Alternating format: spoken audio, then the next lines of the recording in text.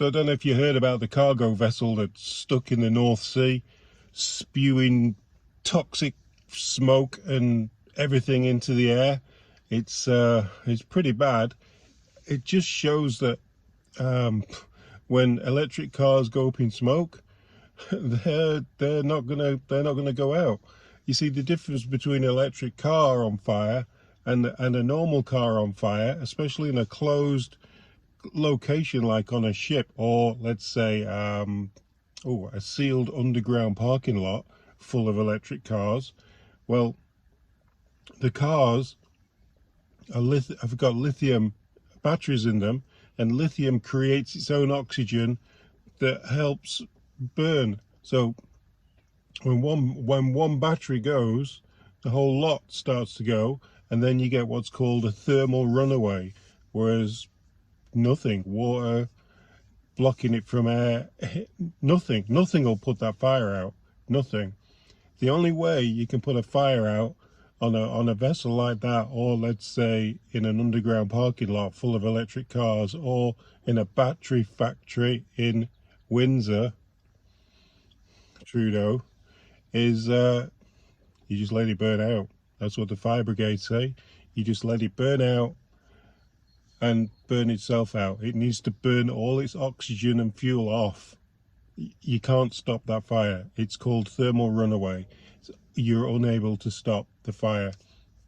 Now, they're unsure 100% how the fire started, but some sources say that they reckon it started from one of the electric cars. Now, this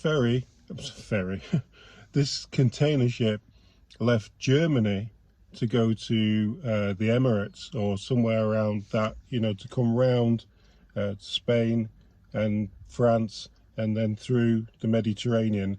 It's actually now it started catching fire in a really bad bird sanctuary area for that's really not a good place for a car to catch fire. First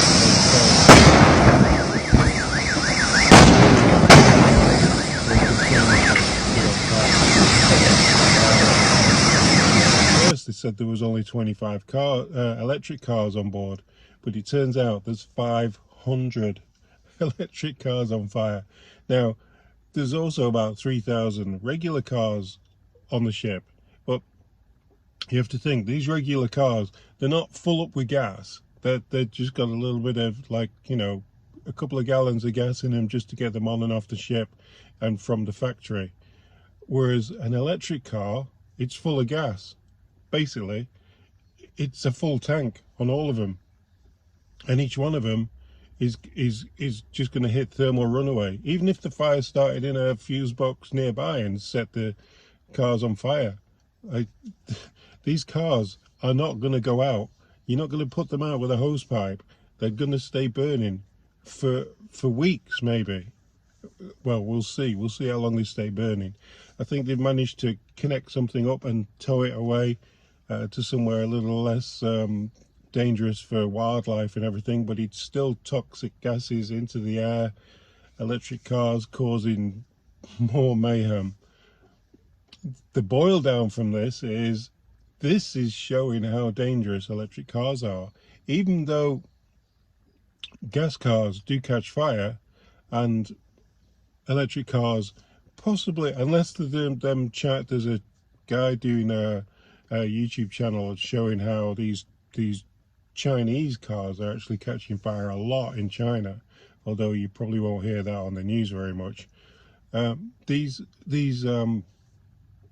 electric cars, if you've got one plugged in at home in your garage underneath your kid's bedroom, you got to be careful, because the main 90% of the fires that will start to happen in these cars will probably be from charging. Like, I charge LiPo batteries when I use drones and model airplanes, and we have to be really careful when charging, keep an eye on it all the time. Are you comfortable putting that car underneath your kids' or main bedroom and plugging it in? Would it not be better to have chargers outside and park the car further away from the house? We need to have a big discussion in the country, an open, transparent, although this is something our government can't do, discussion regarding electric cars and their usage and what is going on around these batteries, and also a big discussion on how they put these fires out, because you just can't put the fires out. This ship is proving that point. If so, in Australia, there was a electric car fire, and 2 firemen were injured inhaling the smoke from the fire. Those 2 firemen now are disabled from it. Cobalt smoke is really bad. The advice that people are giving now about an electric car: if you have an electric car and you have an accident in it, stand upwind of your car, because if that car goes off and that smoke gets into your lungs and penetrates into your body, there's so many toxins in that smoke. It's just not funny, guys. It really isn't.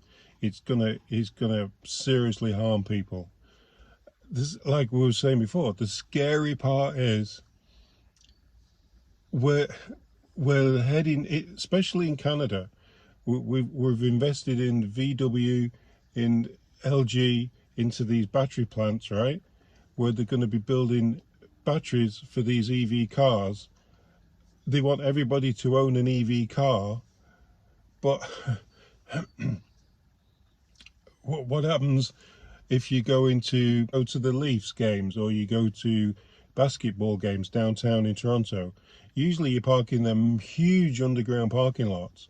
Let's say we've got one of them underground parking lots and they're absolutely jam-packed full of EV cars.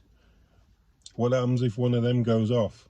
Like, slim chance that they're going to catch fire, but they do, and we know they do. But when they do catch fire, what do? There's nothing you can do. You're going to have to just close the parking lot and just leave it. One huge pizza oven underneath Toronto. That's what you'll get.